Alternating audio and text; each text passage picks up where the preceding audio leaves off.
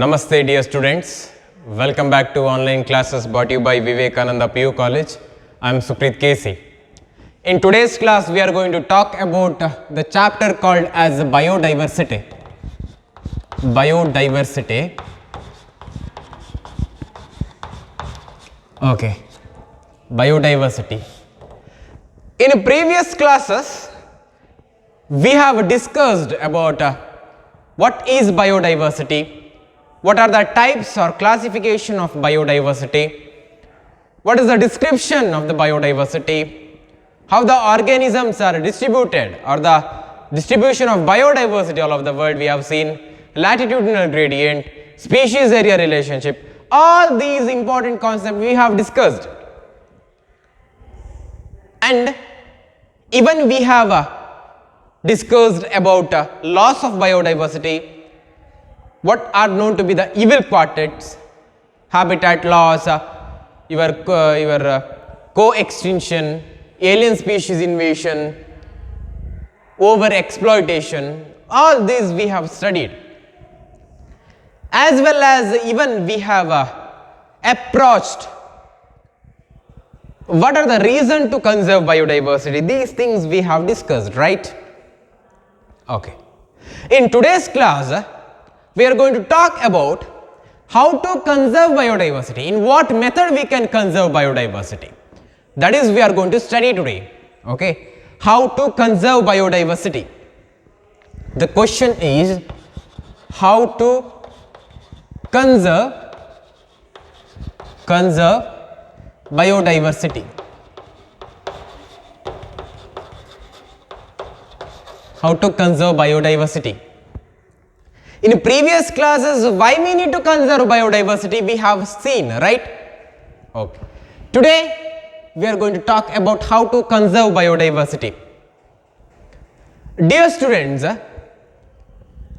by taking a broad knowledge of biodiversity, they have classified the method to conserve biodiversity as of two.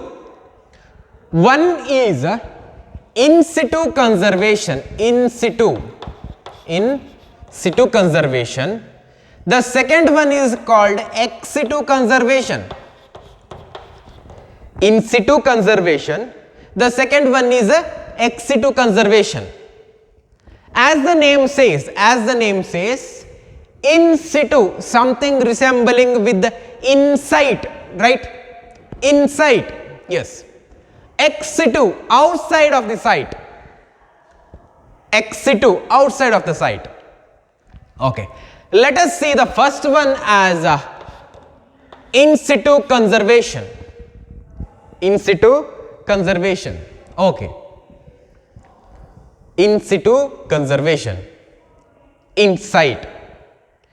So the definition of in situ conservation goes like this: conservation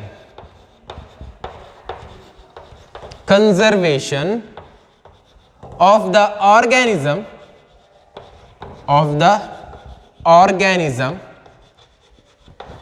in their site, of the organism in their site. Conservation of the organism in their site or in their habitat known to be in situ conservation. I repeat, the conservation of the organism in their site, in their habitat, in their living area, known to be in situ conservation. Okay. In situ conservation is the most successive method of conservation, in situ conservation. Why we need to choose in situ conservation? Dear students, there are so many organisms, okay. By the end of the loss of biodiversity, we are categorizing it as the endangered species, extinct species, threatened species, rare species, right? As well as we have quoted a term of endemic species, right? Endemic species, okay. Means what? These are the organism, endemic species are the organism which you can find it in a certain geographical area only, not elsewhere. You cannot find those organisms in some other place. Okay, it is present in the particular geographical area only. That is known to be the endemic species.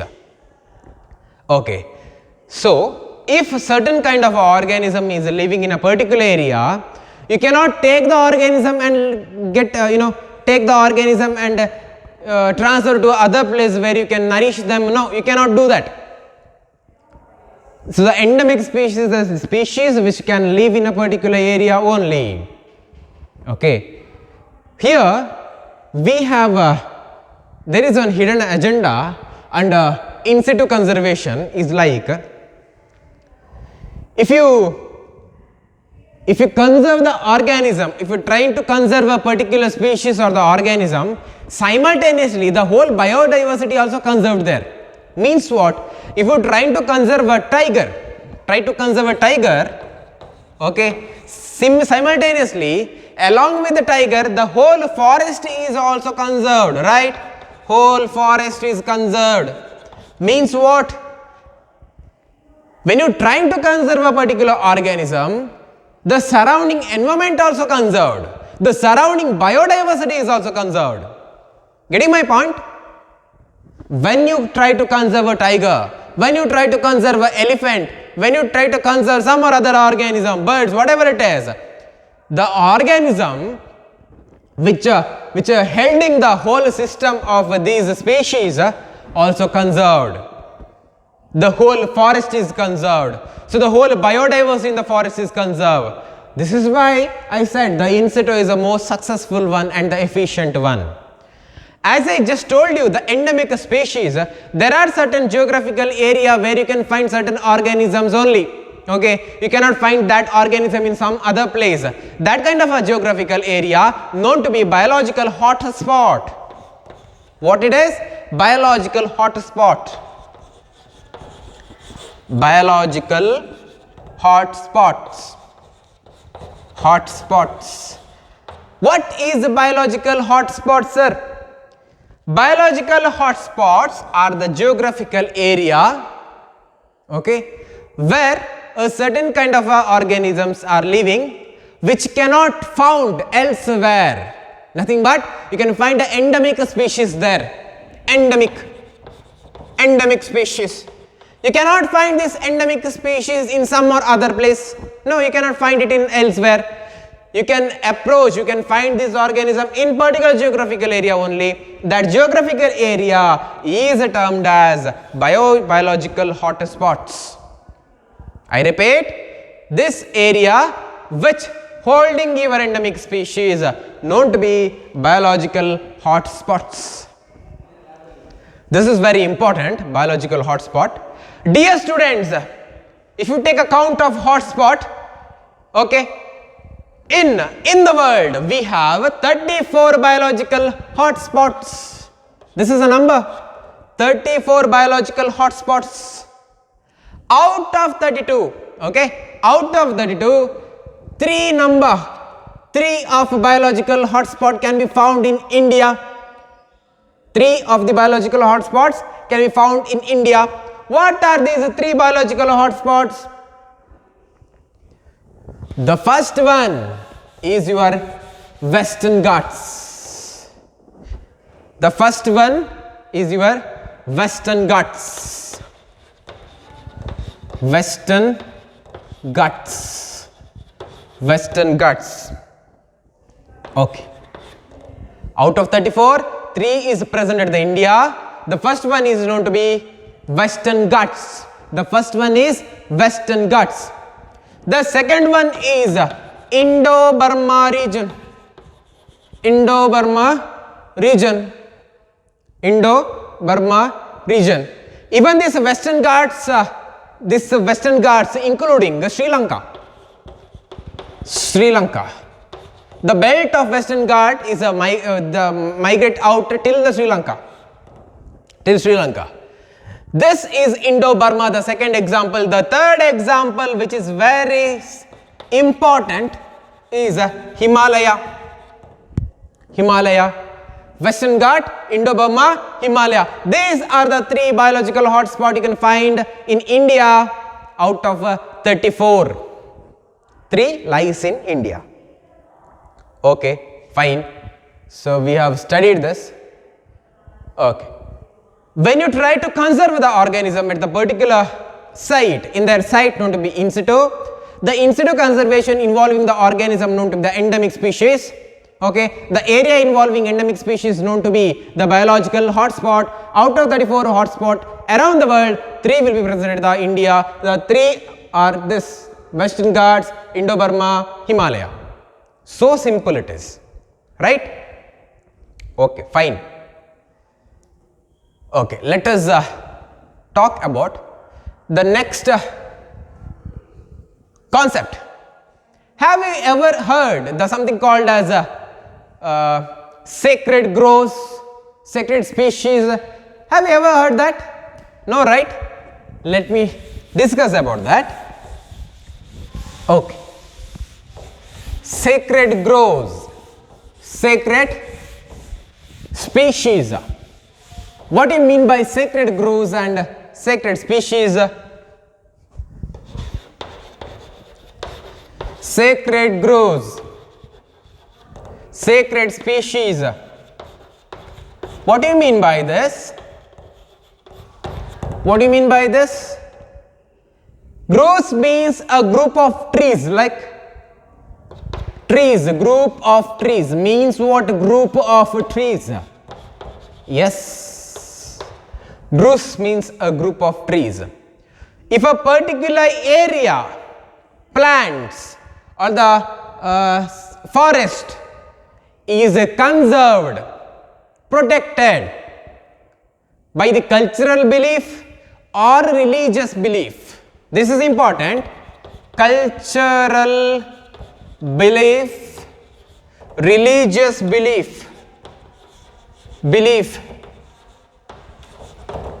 if it is conserved by the cultural belief as well religious belief, then it is known to be the sacred groves. If the organism, plants or animals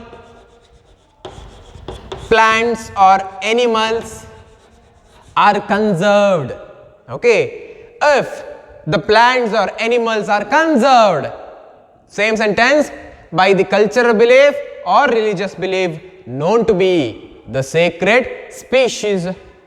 Can you give me an example for sacred species, dear students? Yes, of course. Tulsi, even the cobra, they are all the examples. Okay. Why Tulsi is conserved for cultural belief or religious belief? The motto behind all these beliefs are, we have to conserve the nature, we have to save our mother earth, we have to save the products of the mother earth. Because of that, we are conserving, known to be the sacred species. Okay, these are known to be the sacred species. Fine. Can you give me an example for this sacred groves? Can you give me an example for sacred groves? Yes. What is examples of sacred groves? Examples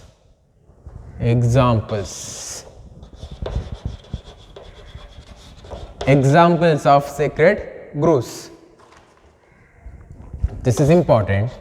The first example can be what it is.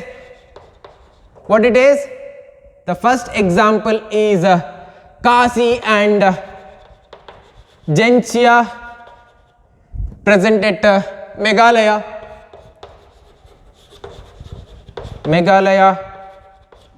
Even Aravali region at Rajasthan.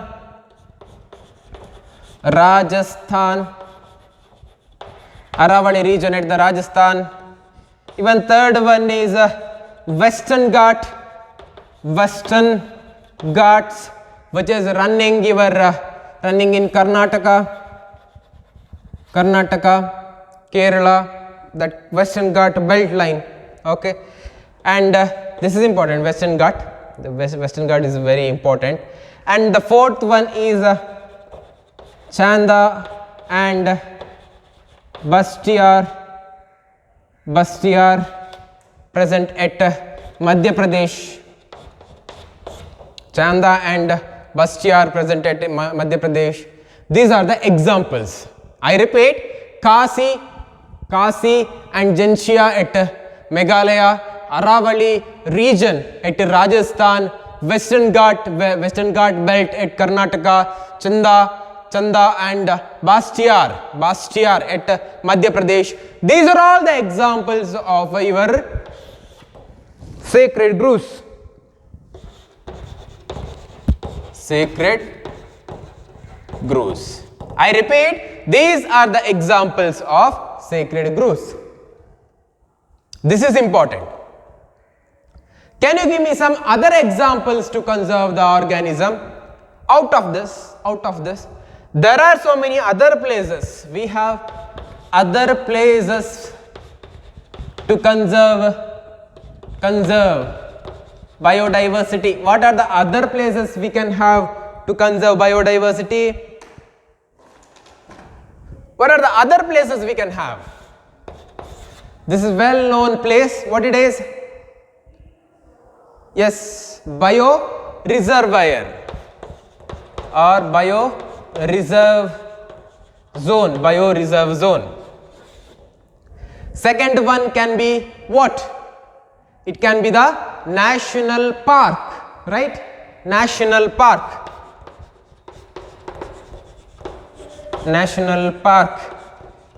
Okay. The third one will be sanctuaries.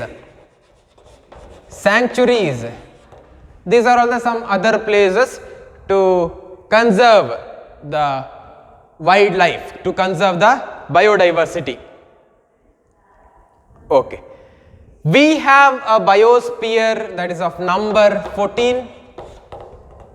Okay. And a national park of number 90. And sanctuaries of number 448. In India, we have a bioreservoir of 14, national park of 90, sanctuaries of 448. These are the other places to conserve biodiversity. Comes under in situ conservation. Dear students, we are going to discuss about something new called as cryopreservation. Cryopreservation. Have you heard this before? No, na? Cryopreservation. Okay. Cryopreservation. Here you need a liquid nitrogen, okay, to conserve something. What do you mean by something? I am going to discuss now. Cryopreservation. Okay. Cryopreservation.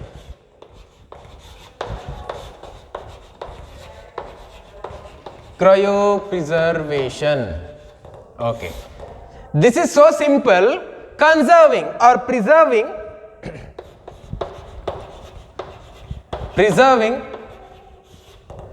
pollen grains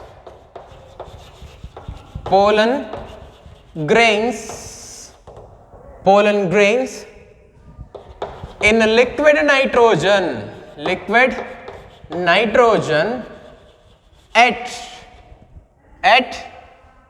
at what degree? At minus 198 degrees Celsius. Okay, preserving pollen grains in liquid nitrogen at 198 degrees Celsius, known to be the cryopreservation.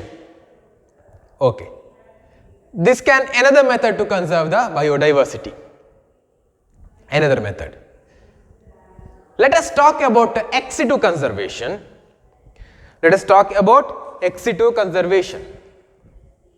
Fine.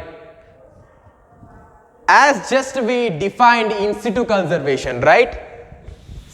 The same one, the similar one, ex situ. You can only discuss the definition. Ex situ conservation.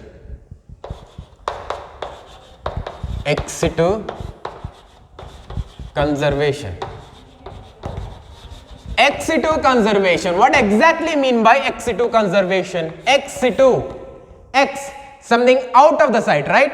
The conserving organism, conserving or conservation of organism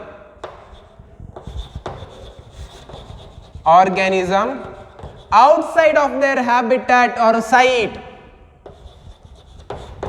outside of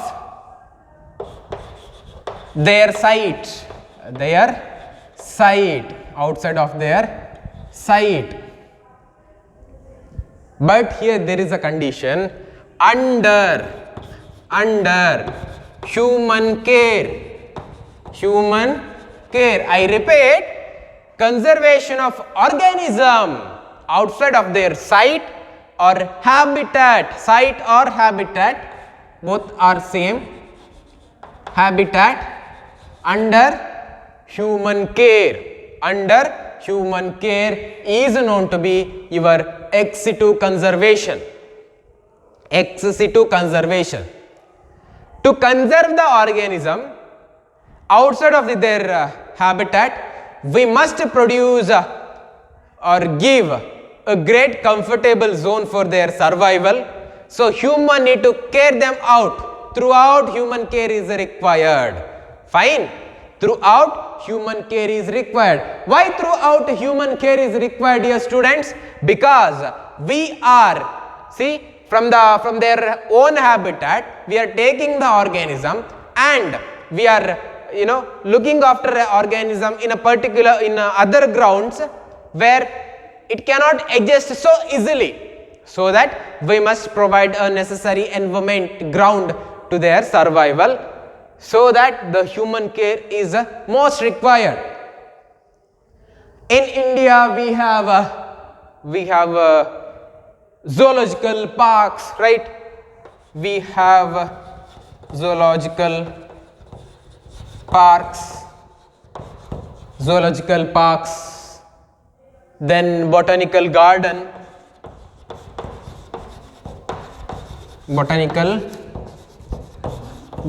we have zoological park, botanical garden, even some wildlife sanctuaries,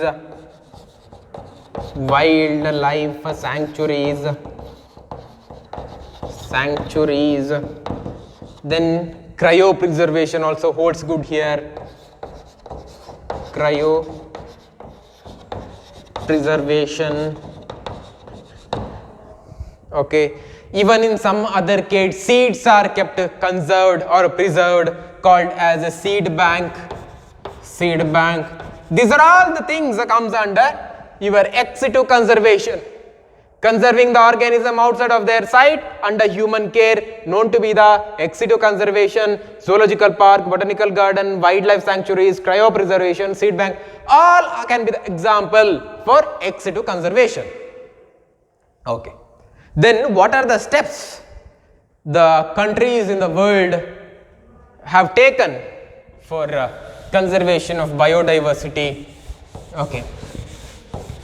There is something called many countries in the world, they have sit together and they have discussed about the conservation of biodiversity in 1992. Okay. In 1992, many countries in the world, they have participated in a meeting called as Earth Summit. Okay. Earth Summit, where they have discussed the measurement we need to take for conservation of biodiversity. Measurement to